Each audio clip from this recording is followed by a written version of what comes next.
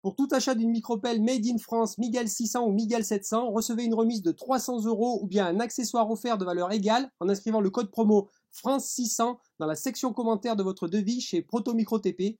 Les liens sont en description sous cette vidéo. Bon bah salut à tous, aujourd'hui on va circonscrire les bambous. Enfin on va commencer aujourd'hui, je pense qu'on finira demain. Bon idéalement c'est pas top parce qu'on est sur du terrain humide, là ça a bien plu. Donc on a le barrage du moulin qui est juste derrière là. Ici. Il y a des aulnes glutineux qui ont poussé dans le barrage, enfin c'est un truc de fou. Mais là il faut qu'on circonscrive absolument les bambous qui commencent aussi à partir dans le barrage. Donc là on a une souche d'arbre, on va s'en occuper tout à l'heure, on va essayer d'aller gentiment parce qu'elle est vivante. On a des érables, des aulnes glutineux mélangés ensemble là dans une seule même souche. Un arbre qui avait été coupé, ça fait assez joli. Donc on va essayer de préserver le maximum les racines pour pouvoir implanter la barrière anti-rhizome le plus près possible. Et donc on a commencé à serpenter autour, donc on a changé un petit peu le parcours. On voulait aller tout droit mais on a fait beaucoup plus de courbes. Alors maintenant du coup ça devient un bordel immense ici. Il y a des branchages partout. Donc on va serpenter ici. Puisque là j'avais mis un pommier, donc du coup on va l'extraire de la bambouseraie. Lui, hop, on va l'extraire ici en faisant un petit sentier comme ça sinueux. Ça fera assez joli. Là on n'a pas encore vu décider, on enlèvera peut-être ce bosquet pour tirer tout droit, on va voir, ça va dépendre. On a bien éclairci les bambusoïdes, on a rééquilibré en fait les pousses. Donc on en a enlevé une énorme quantité ici. Et là, on y voit plus clair maintenant. Donc on les a déplacés, on en a replanté.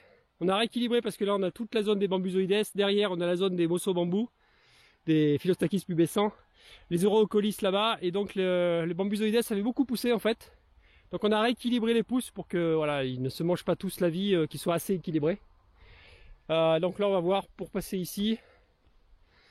Là du coup bah, on tirait là au départ, puis en fait maintenant on va faire un petit parcours sinueux puisqu'on a vu que sur les 100 mètres, on essaye de jongler, j'espère qu'on va bien tomber. On a 100 mètres, il faut qu'on arrive à les exploiter correctement. Sachant qu'il faut qu'il m'en garde encore un tout petit bout, une dizaine de mètres, pour faire un autre petit endroit. Donc là on va passer dessous. Donc on va falloir faire des tranchées très sinueuses. Bon là on a vraiment éclairci, ça fait du bien. Donc là on va longer le long ici pour venir circonscrire les Enonis nigra ici. Voilà qui commence à partir là gentiment. Là on va venir là, donc ça fait un sacré fossé, enfin il y a à faire là. Jusqu'ici. Et on viendra s'arrêter à la limite de la rivière. Voilà, ici. Comme ça on pourra descendre à pied là tranquillement.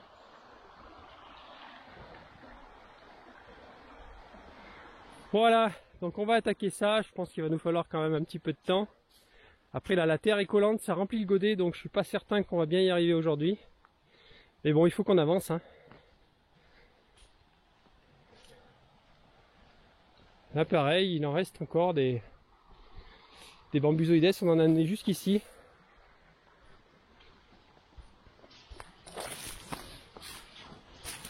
On a éclairci un petit peu là.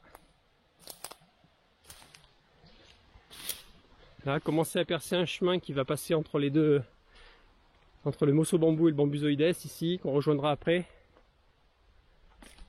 Voilà, là on commence à avoir de l'air là.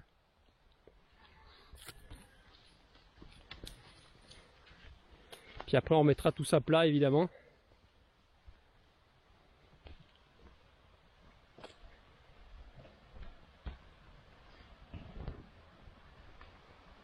C'est la forêt. Là un noyer pareil, noyer qui a poussé tout seul. Qui commence à être beau, hein. Voilà. Donc il pousse dans un sureau, donc il faudra trogner un petit peu le sureau, mais bon jusqu'à maintenant ils poussent très bien ensemble. Et là les mosso bambous, le pubescent avec ses poils.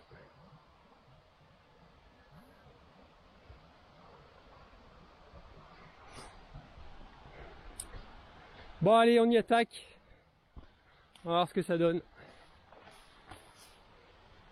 Là c'est pareil, il faudra éclaircir parce que on voit plus la rivière, le barrage est derrière. Bon allez, c'est parti.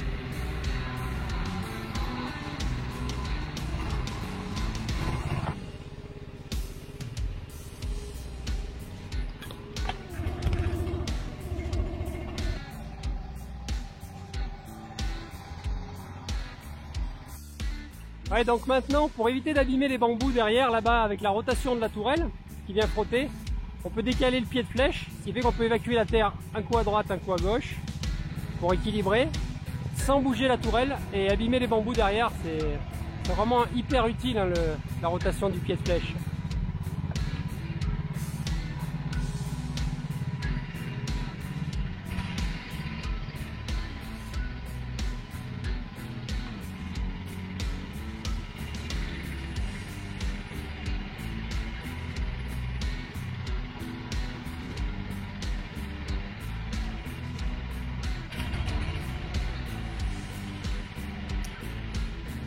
Malgré que la terre soit humide et que le godet soit rempli de terre, bah ça fait quand même le boulot.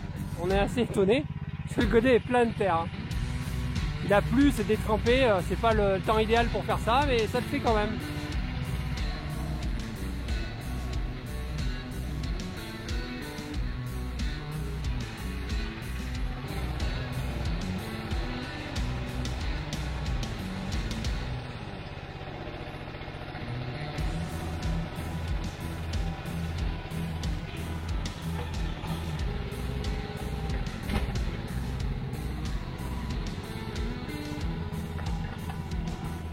Ah, on a trouvé un rhizome encore là.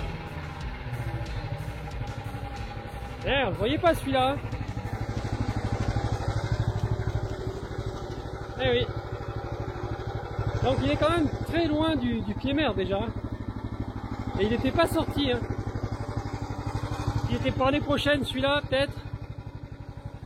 Bah on va essayer, je sais pas, est-ce qu'on peut le garder? Tu le sors un peu plus, tu le ramènes par là et on le remettra après. Donc l'Oréocolis en fait il trace plus que les autres pour l'instant. Pas plus là.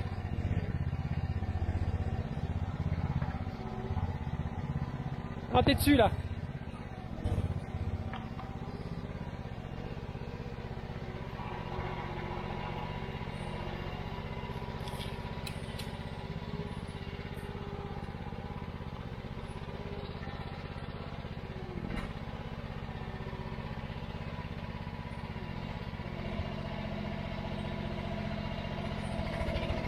Voilà. Ah.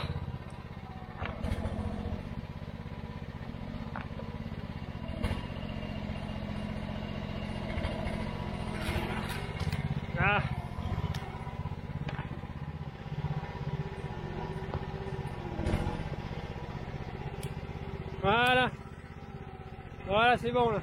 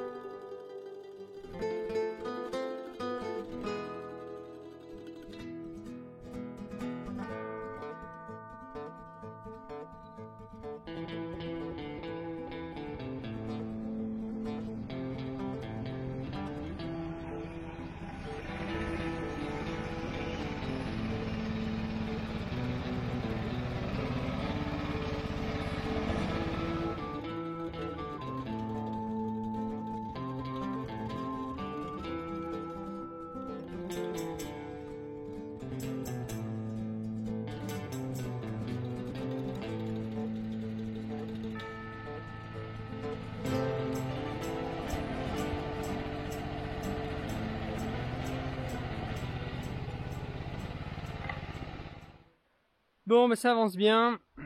Bon, bah la souche, énorme. Énorme cette souche. Donc là, on arrive dans des zones un peu plus argileuses. On est sur la zone humide là. Donc on a eu un peu plus de mal à rentrer dans la couche d'argile. Mais bon, ça avance quand même. Ouais.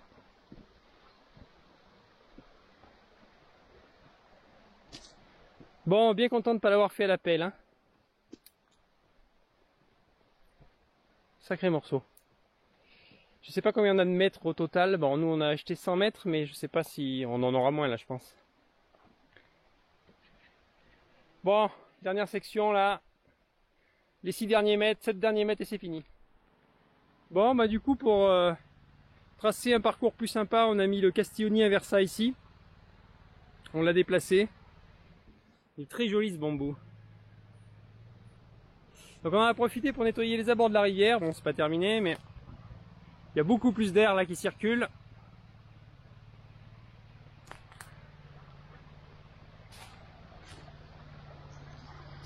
Bon là, il y a tout ça. Ça, on va le broyer. Et là, c'est beaucoup plus aéré du coup. Les aulnes glutineux, on les a, voilà, on a remonté la couronne.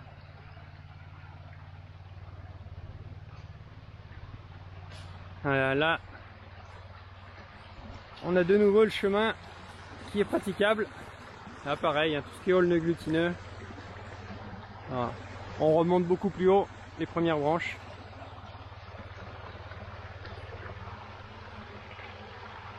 Bon, ben ça y est, on est arrivé jusqu'au bout de la tranchée. Donc bah normalement, si on veut vraiment être tranquille avec des bambous traçants, voilà, c'est comme ça qu'il faut les gérer. On laisse une tranchée comme ça et tous les rhizomes qui sortent, on les coupe régulièrement.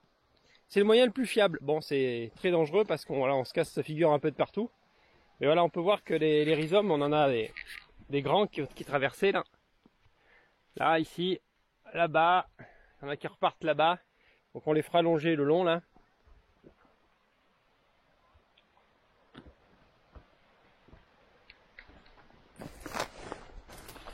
Voilà, donc on en a trouvé des très grands de plusieurs mètres hein, sur les Rhocolis là.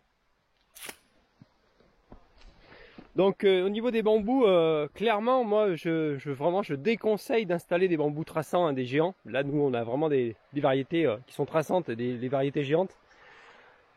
Parce que c'est très dur à gérer, c'est très poussant et c'est des végétaux, ce sont des herbes, hein, c'est de la famille, ce sont des herbes qui sont faites pour faire des forêts. Hein. Quoi qu'il arrive, ça fait des forêts. Donc bon, on les contrôle avec barrière anti-rhizome. Alors barrière anti-rhizome, on a trouvé celle-ci là, qui est sympa parce que c'est une barrière anti-rhizome qui est faite à partir d'étiquettes de jardinage recyclées. Donc elle est bien fichue, elle fait 100 mètres d'un seul tenant, il n'y a pas besoin de faire des raccords. Donc on a la partie lisse à l'intérieur et du granuleux à l'extérieur avec une petite bordure là surélevée là pour le laisser dépasser. Nous on laissera dépasser un peu plus quand même pour être tranquille parce que ça va se tasser et s'enfoncer dans le sol. Donc c'est assez sympa, elle peut s'étirer de 250%, donc du coup ça peut, même en se déformant, elle arrive quand même à faire son boulot. Après bon, faut pas se leurrer, hein, une barrière anti-rhizome c'est pas éternel au niveau du temps, hein. Et un bambou géant c'est fait pour faire une forêt, quoi qu'il arrive ça fera une forêt et ça sera difficile de le contenir, hein. Ils sont faits pour faire des forêts, donc rien ne peut vraiment les maintenir en place. Surtout si vous faites un cercle, nous on fait pas un cercle, là on longe la rivière, ça longe la rivière un peu de partout. Donc il y a la rivière qui les bloque d'un côté et la barrière anti-rhizome qui les bloquera de l'autre. Donc voilà. Donc c'est une fabuleuse ressource le bambou, mais c'est pas à prendre à la légère, surtout que c'est très difficile à arracher. Là nous bon, on voit bien à la main, c'est infernal, hein, ça prend un temps fou. Là avec la mini-pelle, la micro-pelle c'est vraiment génial. Pareil pour la barrière anti-rhizome, on pensait faire ça à la main au départ. Et clairement non mais c'était un truc de fou quoi. Sur 100 mètres, bon on a un peu moins de 100 mètres je pense au final, on verra, mais ça fait vraiment beaucoup. Donc voilà, donc on va dérouler ça, parce que ça pèse quand même un sacré poids, et on va commencer à le positionner, et on va vous montrer comment il faut le positionner.